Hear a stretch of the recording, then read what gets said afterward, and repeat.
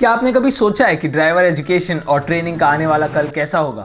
Well, get ready because we are driving you into the future of cars. Namaste and welcome back to another episode of CFE Social Sips. Now imagine this.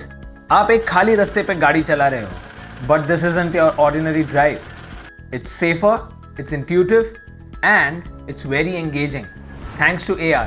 AR is turning the automotive industry upside down.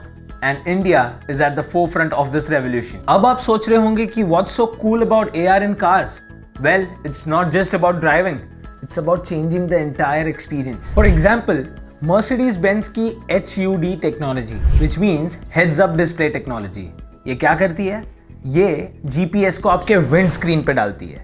So no more phone hassle. In 2019, Ford led the way by teaming up with Gravity Sketch, a cutting-edge 3D virtual reality tool that revolutionized vehicle design with a human touch. But wait, it's changing the way we learn to drive. You can practice in a virtual world and get instant tips from your instructor. Augmented reality is revolutionizing the automobile industry and transforming the way cars are designed, driven, sold and maintained. If you like this video, share it with your friends and tell them how the cars are going to change.